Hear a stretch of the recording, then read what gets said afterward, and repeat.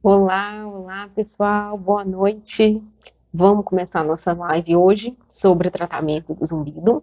Primeiro de tudo, deixa eu colocar um comentário aqui enquanto o pessoal entra. É, muito um comentário para a gente começar, para a gente conseguir fazer a nossa live hoje. Belezinha.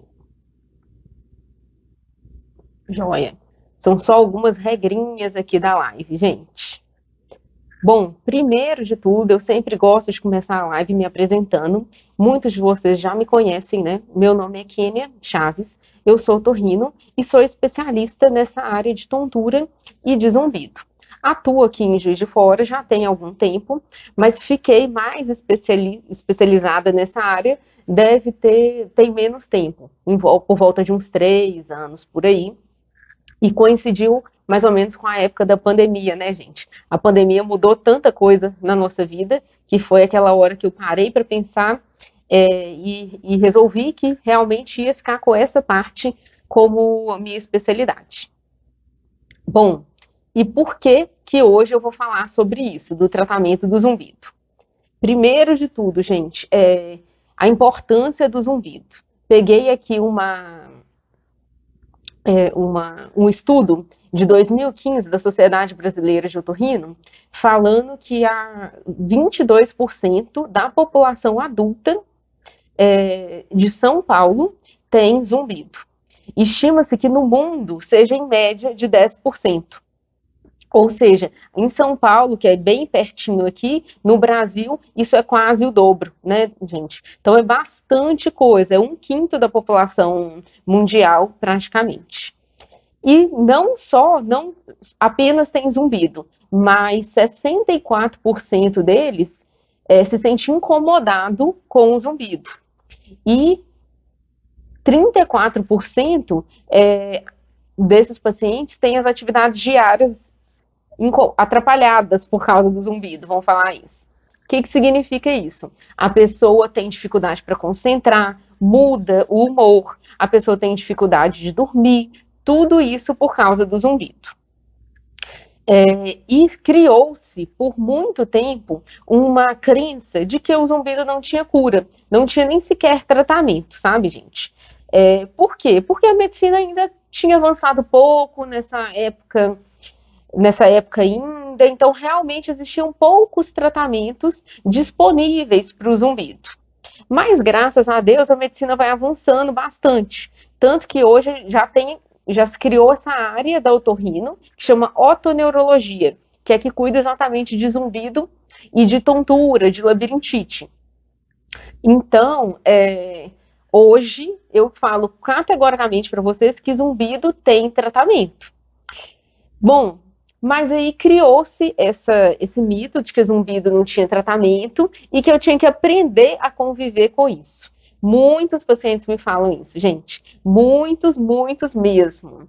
E é até um desabafo deles, né? Às vezes, quando chega no consultório, doutor, eu vim aqui porque eu vi lá no seu perfil que você fala que o zumbido tem vários tratamentos.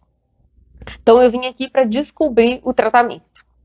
E outra coisa também, que foi até a Ellen, minha secretária, falou comigo uma vez, que às vezes os pacientes me perguntam, ah, tá, ela promete um tratamento, mas como que é esse tratamento? Tem como me explicar mais ou menos como que é? Então achei que valia a pena vir aqui explicar. Bom, quem me segue aqui já sabe que a primeira etapa do tratamento é sempre a investigação, gente.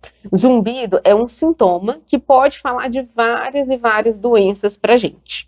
Então, no início, o paciente vai chegar, a primeira coisa que eu vou fazer é investigar a causa do zumbido. Não vou me ater muito aqui em investigação, hoje a live é mais sobre o tratamento mesmo. E aí, oi Fernanda, querida, é, mas, basicamente, a investigação começa na consulta com a anamnese, que são aquelas perguntas que eu vou fazendo em relação ao zumbido do paciente.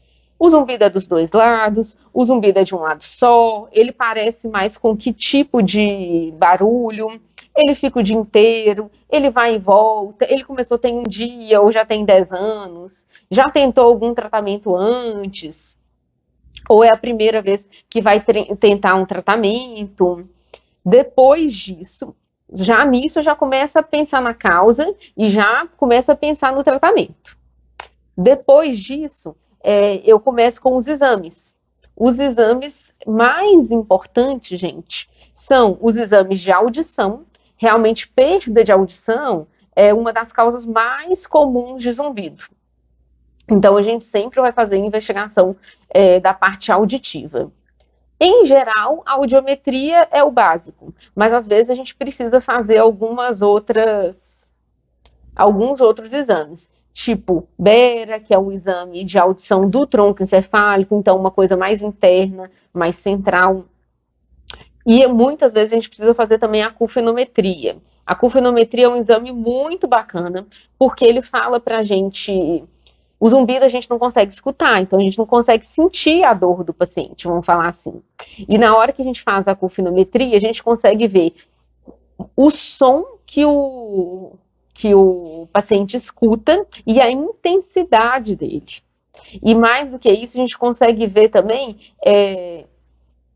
como que a gente consegue mascarar esse zumbido. Qual outro ruído que consegue cancelar esse ruído do paciente, que é o zumbido.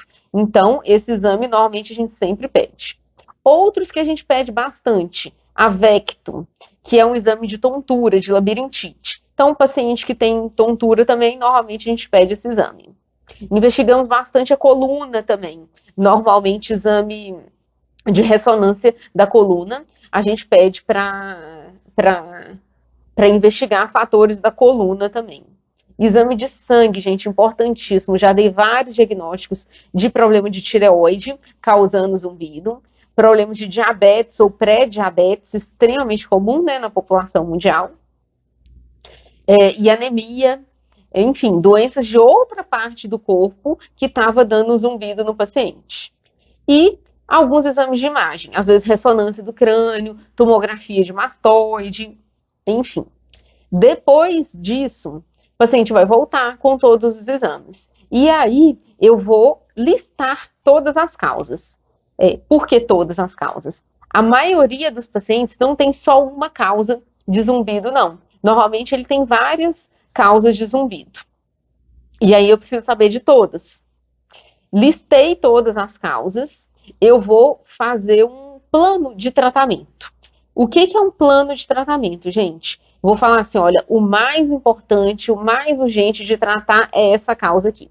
Depois vem essa outra, depois a outra, depois a outra. Então a gente vai seguir o tratamento nessa ordem, nesses passos.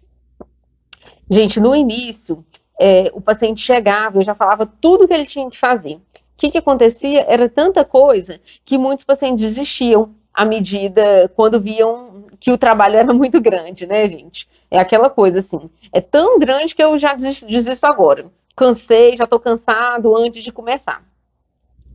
E aí hoje eu faço diferente. Eu vou trabalhando doença por doença do paciente, tá? Então, vamos falar como que é isso? Vou falar agora dos principais tratamentos que a gente tem hoje disponível. E de acordo também, gente, com as causas mais comuns. Como eu falei para vocês, uma das causas mais comuns é perda de audição. E, na verdade, o zumbido, o paciente que chega com a queixa de zumbido, normalmente ele tem uma perda de audição muito leve, mas é muito leve mesmo, que não vai interferir no dia a dia dele. Então, normalmente, ele nem sabe que ele tem qualquer perda de audição. Nesses casos, a gente costuma começar com um tratamento que a gente chama de terapia sonora. Olha só, vamos explicar o zumbido um pouquinho antes para vocês entenderem.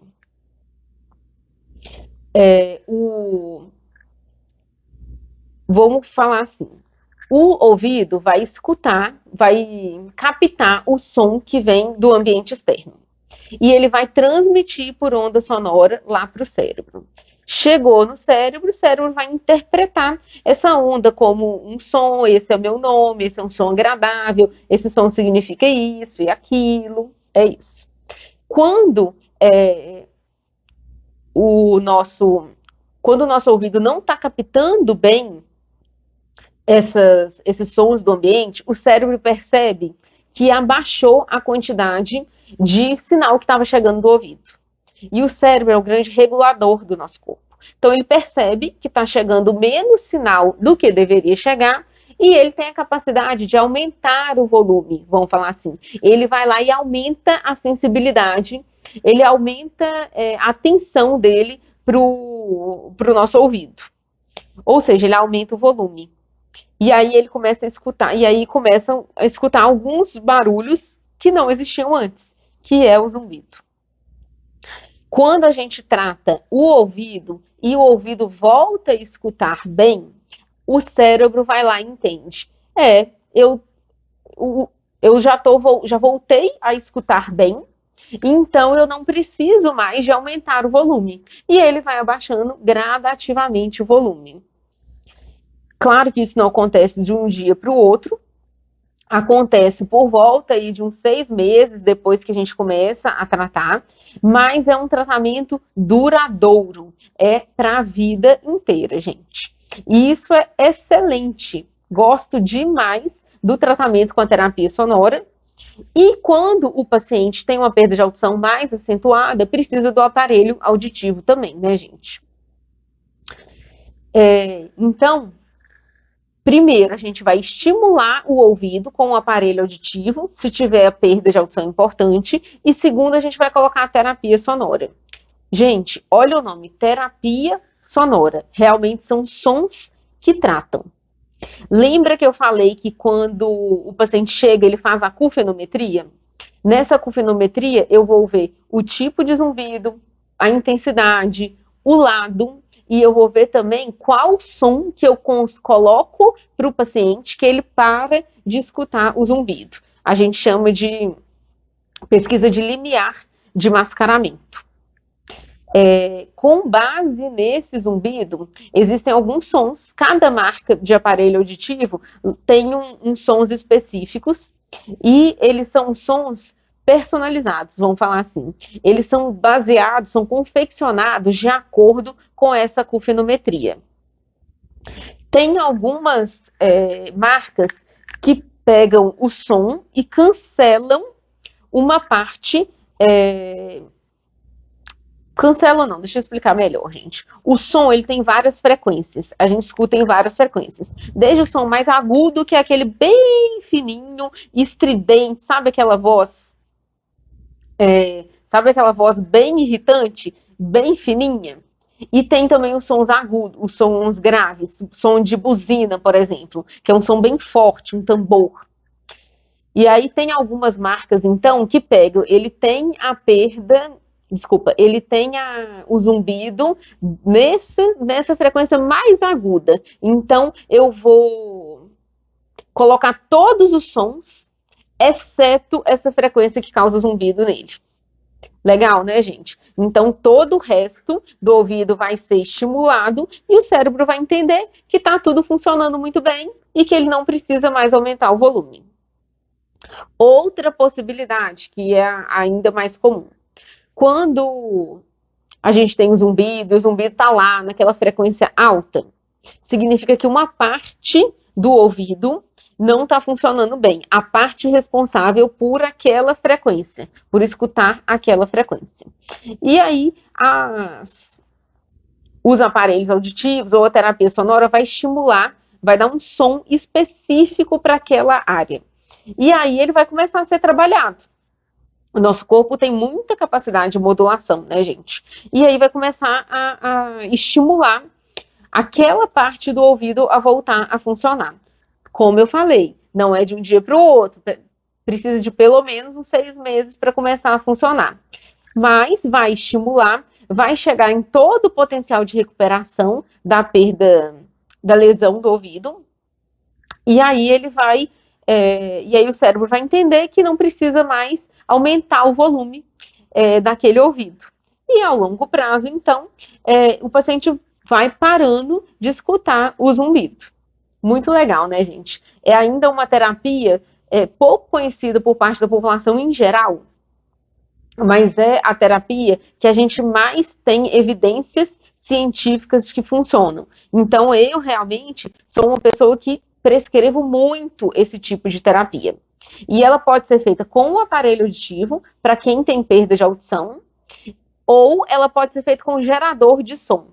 O que é o gerador de som, gente? Ele é uma caixinha de som mesmo, que a pessoa vai colocar na cabeceira da cama e vai ficar escutando aquele som que foi feito especificamente para ela.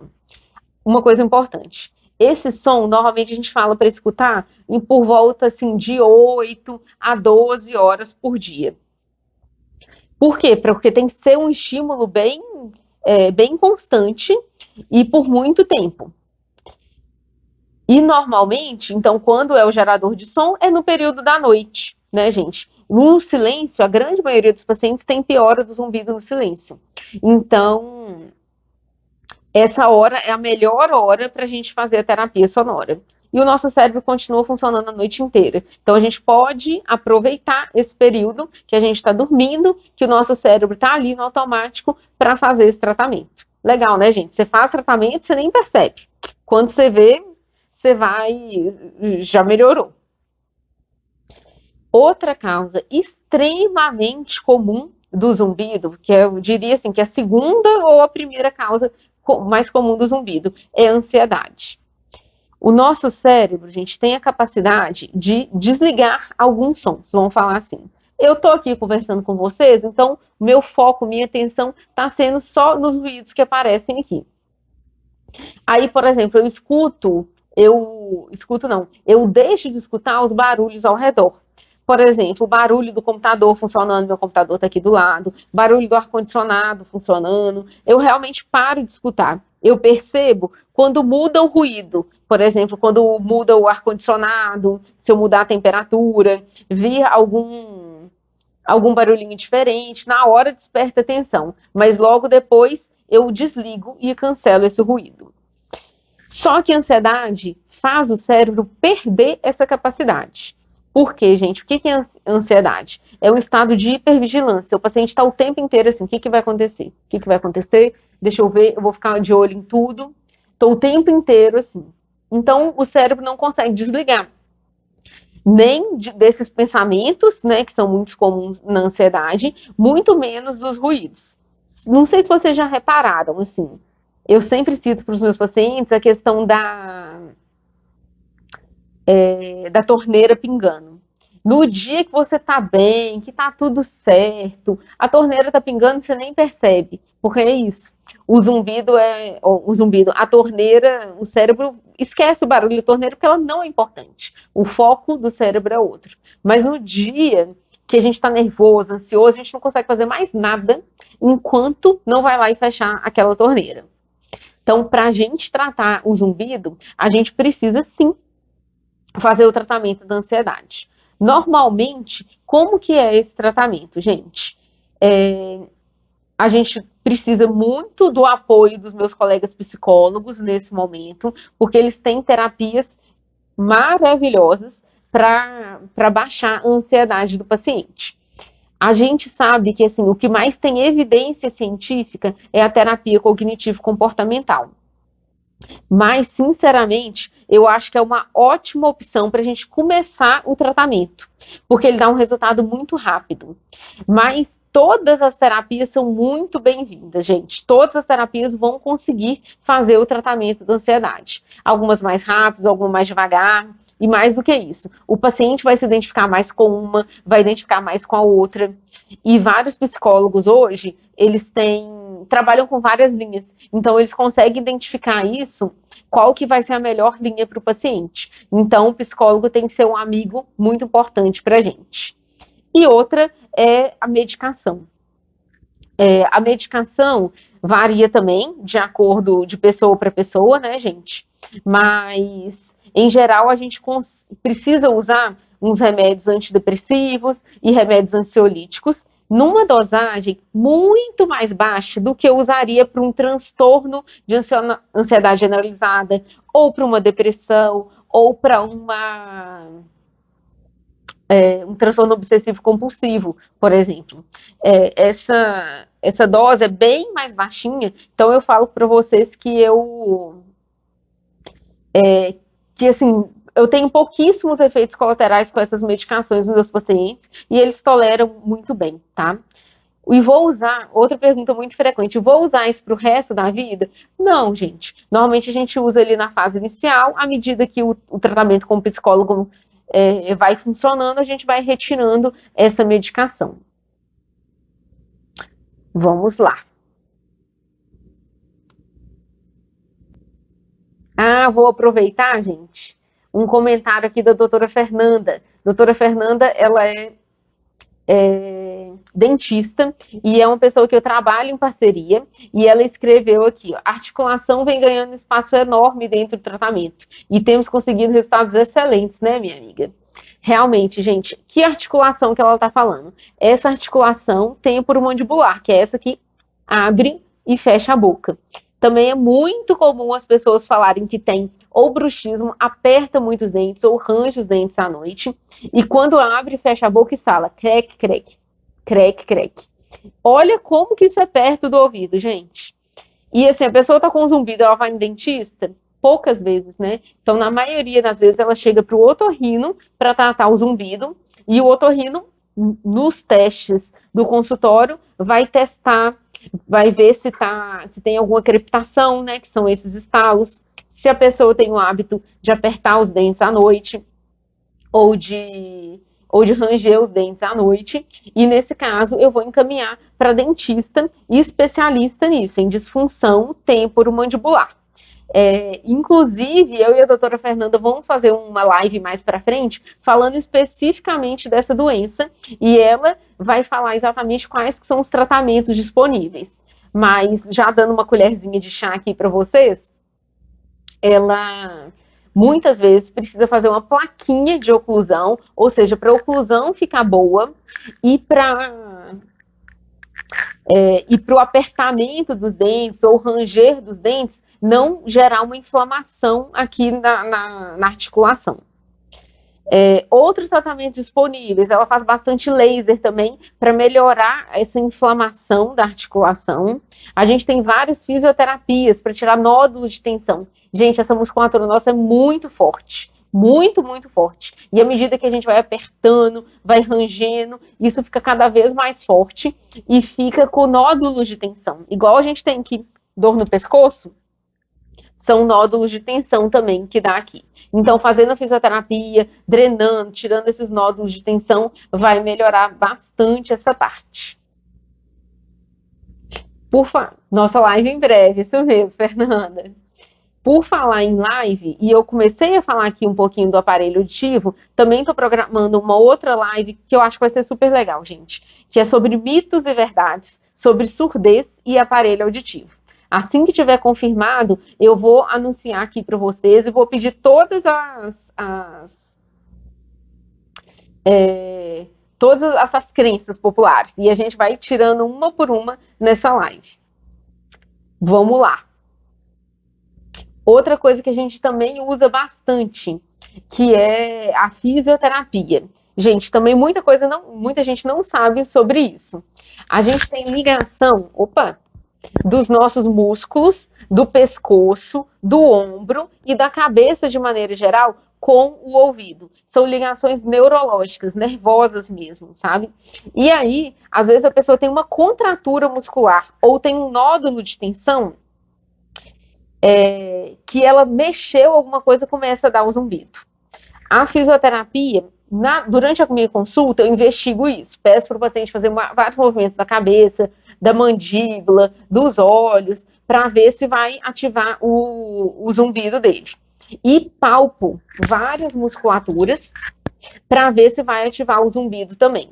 Quando a gente acha algum nódulo de tensão, alguma área que está ativando o zumbido, a gente encaminha para a fisioterapia, que ela vai tirar esses nódulos de tensão e vai alongar, fazer agulhamento a seco é extremamente comum não, extremamente indicado nesses casos e melhora bastante, melhora completamente essa questão do zumbido. A gente chama de zumbido somatosensorial, que é esse que tem relação com a musculatura. Então, a fisioterapia é um outro tratamento disponível.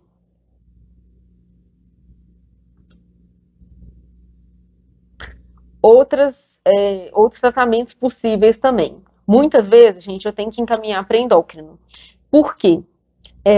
Quando eu descubro, por exemplo, que é um diabetes, ou um pré-diabetes, ou uma alteração da tireoide, é muito comum também. Enfim, nesses casos eu tenho que encaminhar para o endócrino e tenho que trabalhar junto com ele. Muitas vezes também, nesse caso aí vai entrar um nutricionista para melhorar a alimentação do paciente, vai entrar também o educador físico para colocar aquele paciente para fazer atividade física diária, né, gente? E a gente vai, e muitas vezes remédio, né, gente? Dependendo da fase, só com mudança do estilo de vida, a gente consegue reverter um pré-diabetes ou uma resistência à insulina, mas quando já está no diabetes, a gente precisa da medicação. Outra coisa, outro tratamento possível, gente, cirurgia. Existem algumas doenças, como por exemplo, a otoesclerose, é uma doença dos ossinhos do ouvido, que eles vão ficando bem fraquinhos. E aí a gente precisa fazer uma cirurgia para substituir esses ossos por uma prótese. E aí sim, com essa prótese, a audição volta normal, 2 em 1, gente. Melhora a audição e melhora o zumbido também. Outras doenças mais raras que podem precisar de cirurgia é a deiscência do canal semicircular superior. Isso significa que um dos ossos lá internos do nosso ouvido falta uma tampa dele, ficou faltando um pedaço. E aí a gente tem que fazer uma tampa para ele na cirurgia. Basicamente, a gente cobre essa parte que falta o osso com uma cera de osso, ou mesmo com um pedaço de cartilagem, com o osso de outra parte do ouvido. Mas isso é um pouquinho mais raro, né, gente? Estou lembrando de uma coisa aqui que é extremamente comum hoje, que é a síndrome de Meniere. A síndrome de Meniere se torna muito popular aqui na internet, porque muitos pacientes começaram a se identificar e dar esse diagnóstico por aqui mesmo. Ela é quando acumula um líquido dentro do ouvido e provoca crises de tontura ou crise de sensação de ouvido entupido e sensação de perda de audição, seguidas por tontura muito forte. E é uma doença recorrente, né, gente? Em crise, são várias crises recorrentes. Nesse caso, a gente precisa de medicação, nesse caso precisa sim, de medicação por longos períodos, precisa mudar o estilo de vida, principalmente a alimentação. Tomar bastante líquido, a gente precisa também de diminuir a ingestão de sal, melhorar o aspecto emocional também e corrigir qualquer fator, qualquer alteração do exame de sangue da pessoa, tá? Bom, já deu para perceber que realmente, então, é um tratamento bem individual, né, gente? Para cada paciente, de acordo com o resultado dos exames, de acordo com o que eu suspeito do paciente, a gente vai propor cada um desses tratamentos possíveis. E mais do que isso, depois entra uma frase extremamente importante, que é o acompanhamento. Tão importante quanto dar o diagnóstico. É o segmento do paciente. Como eu falei para vocês, normalmente o paciente tem mais de uma causa. E a gente tem que tratar todas. Então a gente faz o segmento normalmente com a acufenometria e com alguns questionários. A acufenometria vai mostrar o volume do zumbido, que é fácil, é um número, é fácil da gente acompanhar. E os questionários vão mostrar o tanto que o zumbido está impactando na vida da pessoa. Então, no início do tratamento, ele estava impedindo o paciente de dormir, agora ele não impede mais não. mas ele ainda atrapalha a concentração do paciente durante o dia. E aí o paciente vai acompanhando isso durante o tratamento, e às vezes, como é um processo lento, a gente não percebe. E quando a gente vê esses exames, esses questionários, a gente vê, realmente melhorou bastante, já estou bem diferente do início. Enfim, e aí a gente vai resolvendo um por um desses problemas que a gente identificou, gente. E mais do que isso, eu vejo que muitos pacientes desistem no meio do tratamento. Doenças crônicas, de maneira geral, gente, vêm dos nossos hábitos. Assim como a obesidade, por exemplo, vem dos nossos hábitos, e para a gente sair da obesidade, a gente precisa de uma força de vontade importante, de um estímulo muito grande, o zumbido também tem isso. Em geral, vem de hábitos nossos, de longo tempo. Então, por exemplo, uma pessoa que tem perda de audição há muito tempo, e já está com zumbido há muito tempo, e já sabe que precisa usar o aparelho de audição, mas não quer usar, ou a pessoa que é ansiosa, ela já sabe que ela é ansiosa, mas ela começa um tratamento e para. Então, assim, o fato da gente seguir o paciente de tempos em tempos faz com que ele fique mais estimulado e ele vai vendo a melhora. Igual perder peso, gente. Você perde 1 quilo, você já começa, opa, tá funcionando. Agora eu não vou sair dessa dieta, não. Eu vou para uma festa, mas eu vou me conter aqui um pouquinho, porque eu não quero perder o esforço que eu já fiz. Então, o segmento é extremamente importante. E nessa parte do segmento, é aquilo que eu falei. São várias causas, então eu tenho que falar, a mais importante, a prioridade é essa aqui agora.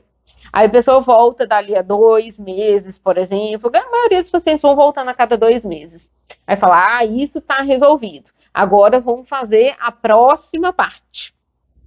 Agora isso está resolvido, vamos fazer a próxima parte. Depois que a gente conseguiu resolver tudo que é importante, aí a gente passa para uma parte mais.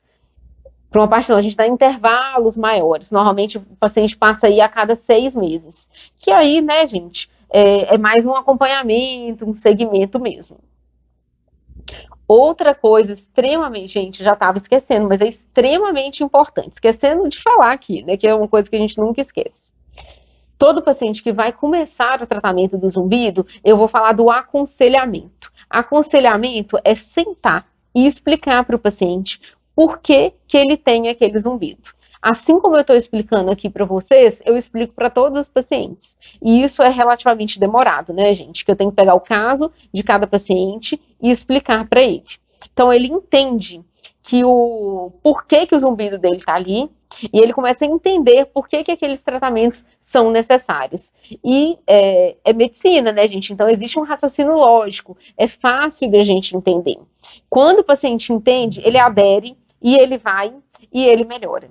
Então, explicar para o paciente, aconselhar o paciente a respeito do zumbido é uma peça fundamental do tratamento. Ou seja, como eu falei, o tratamento é extremamente variado, né, gente? Varia muito de pessoa para pessoa, mas é importante investigar todas as causas, listar todas as causas, tratar uma por uma, colocar prioridade nessas causas e ir tratando de acordo com a prioridade. Além disso, fazer o aconselhamento do paciente e o segmento do paciente. Esse basicamente é o tratamento do zumbido. Vou repetir, que é extremamente importante. Então, investigação da causa do zumbido, investigação da causa do zumbido, listar todas as causas, colocar prioridade nessas causas, ir tratando de acordo com as prioridades, segmento do paciente e aconselhamento do paciente. Entendido? Gente, era isso que eu tinha para falar com vocês, mas agora eu vou ver todas as perguntinhas. Vamos lá.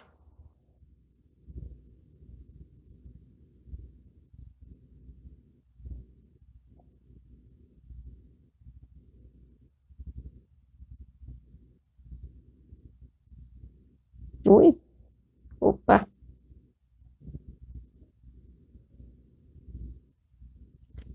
Tô olhando aqui um por um, gente, é porque já tá mais pra frente, né? Então,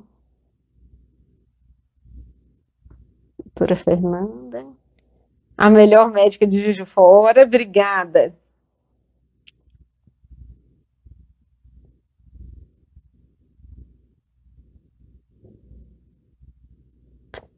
Ana Sol, protetor solar. Eu ignoro o meu zumbido, porque ele não me ignora e vai embora. Seria ótimo se fosse assim, né, Edivaldo? Conheço Edivaldo, gente. É isso, a gente tem que levar as coisas no com um bom humor, né, gente? Nada como um bom humor para isso.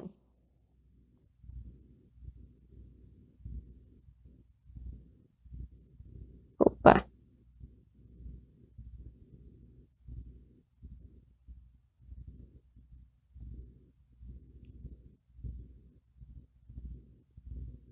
Fernando Sérgio.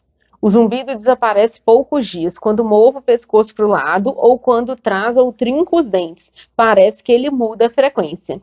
Gente, é aquilo que eu falei do zumbido relacionado com a musculatura. Fernando, não sei do seu caso, mas se estiver relacionado com a musculatura, se for aquele zumbido somatosensorial que eu falei, pode ser resolvido com a fisioterapia.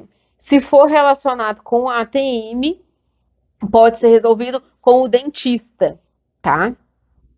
Faço pilates e alguns movimentos da cervical, com a cervical muda essa frequência. A gente chama de modulação do zumbido. Mexeu algum músculo, o zumbido muda. Não é que ele aumenta ou diminui, muda o som que o paciente escuta, tá?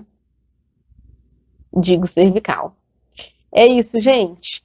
Vou agradecer a todo mundo que ficou aqui comigo até o final da live. Hoje, como eu falei, era uma live um pouquinho mais curta, né, gente?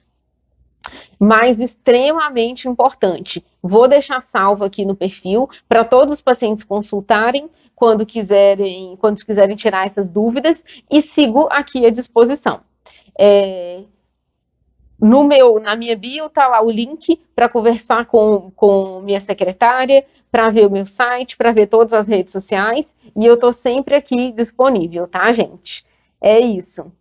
Ah, chegou um aqui agora. Doutor, explica para mim sobre o meu caso, que comentei com você, mioclonia do estapédio, os tratamentos e a cirurgia de secção do estapédio. Gente, essa mioclonia significa contração involuntária de algum músculo. O estapédio é um músculo pequenininho lá de dentro do ouvido, que a gente usa ele para proteger dos sons. Então, quando vem aquele som muito súbito e muito alto, na hora o ouvido contrai o músculo e isso faz proteger o ouvido desse som. Então, protege contra traumas acústicos que a gente fala. Mas essa doença da mioclonia do estapédio faz esse músculo contrair ou com sons muito leves que não deveriam, que não fazem mal para a gente, ou fazem ou sem nenhum som, tá, gente? Que ele vai contrair espontaneamente. Realmente o tratamento, a gente começa tentando medicações. Normalmente relaxantes musculares, então para evitar que a pessoa evitar que esse músculo contraia. Às vezes anticonvulsivantes, muitas vezes a gente usa também, porque ele diminui a contração desse músculo também. Fisioterapia também é usado para esse caso. Mas se nada disso adiantar, realmente tem a opção de fazer uma cirurgia e cortar esse músculo no meio. Então a gente perde essa contração do músculo na cirurgia. É uma cirurgia relativamente simples, é feita pelo cirurgião de ouvido. Não é nada muito complicado, gente. Faz tem alta no mesmo dia da cirurgia, recuperação tranquila. A gente só perde esse reflexo de proteção do ouvido. Então tem que ficar muito atento para não ficar se expondo a ruídos logo depois, sabe? Principalmente quem trabalha com ruído, sei lá, músico ou pessoa que trabalha em fábrica, tá? Mas são coisas são coisas não. É uma cirurgia tranquila de ser feita e é uma cirurgia bem sucedida na grande maioria dos casos, tá? Fernando perguntou: essa fisioterapia é diferenciada? Sim, gente. Não é uma mesma fisioterapia para dor no pescoço, não, sabe? É, quando eu peço ou quando o médico pede, ele vai escrever lá para o fisioterapeuta o que ele precisa. Então, eu sempre falo que o diagnóstico é zumbido somatosensorial, para ele procurar os pontos gatilhos e os nódulos de tensão e fazer agulhamento a seco naqueles músculos. Então, tem que ser um fisioterapeuta que está acostumado a lidar com isso. Mas aqui em Juiz de Fora a gente tem profissionais para isso. Gente, aqui em Juiz de Fora a gente tem essa área de saúde é extremamente bem desenvolvida, extremamente rica. A gente tem profissional para tudo, né? Inclusive para essa parte que, apesar de ser muito nova na medicina e na fisioterapia, a gente já tem vários profissionais capacitados. Por nada, Thales. Bom, gente, respondi todas as dúvidas que estavam aqui. E aí, mais uma vez, obrigado para todo mundo que ficou me acompanhando. Final do dia, né, gente? A gente sabe que a nossa rotina é cansativa, e então eu sou muito prestigiada com o pessoal que vem aqui e para assistir minha live. E estou aí à disposição. É só clicar no link da bio que vocês conversam com minha secretária e diretamente comigo, ou manda mensagem, WhatsApp, direct aqui, tá joia? Boa noite para você, gente. Tchau.